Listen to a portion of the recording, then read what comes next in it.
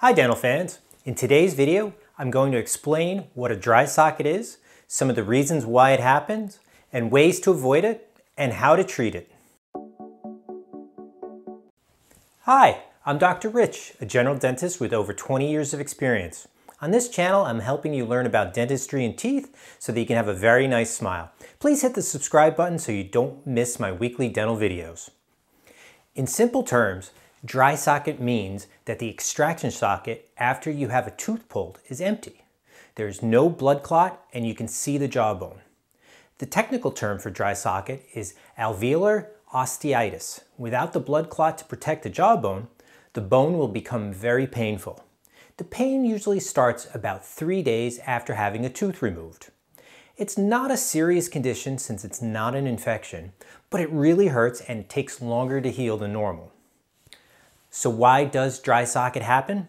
Well, there are various theories about that, and researchers don't think there's just one answer. One possibility is that the blood clot falls out of the socket before it has a chance to secure itself. That's the reason why you're told not to rinse, spit, drink through a straw, or smoke after you have a tooth pulled. All those things can cause the blood clot to dislodge. So you're probably thinking, no problem. I'll follow the instructions for after an extraction to a T and I won't get a dry socket. Well, it's not that simple. Another possible cause of dry socket is your body dissolving the blood clot on its own too early. Now, why would that happen? Well, here are some possible causes.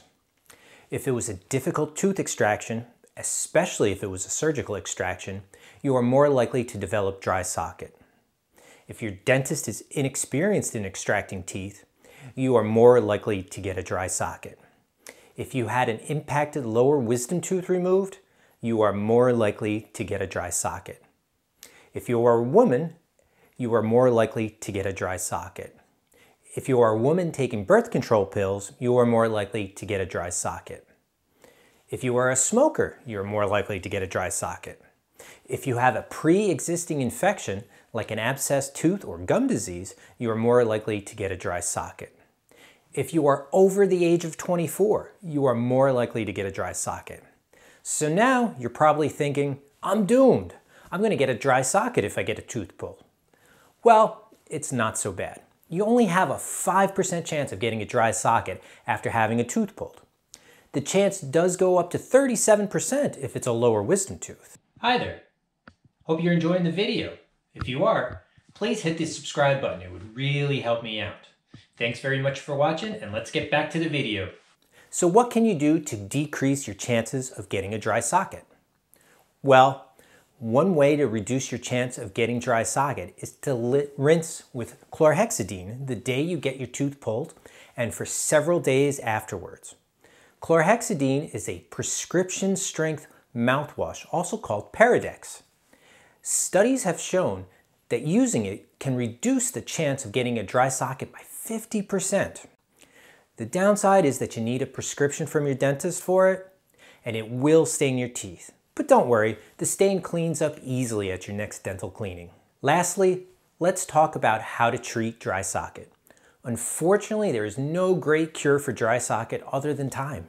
If you do get a dry socket, your dentist will most likely have you come into the office and they will rinse out the socket, either with saline solution or chlorhexidine. They may put a medicated dressing into the socket, such as dry socket paste or Avogel.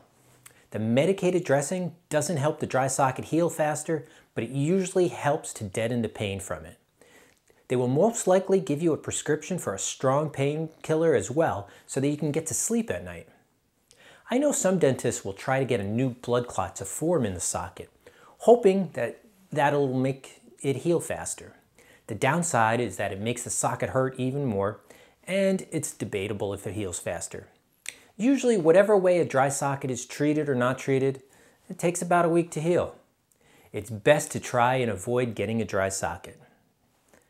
So tell me, have you ever had a dry socket? What was it like? What did you have done to have it treated? Let me know in the comments down below. Thank you very much for watching, and I'll see you in the next video.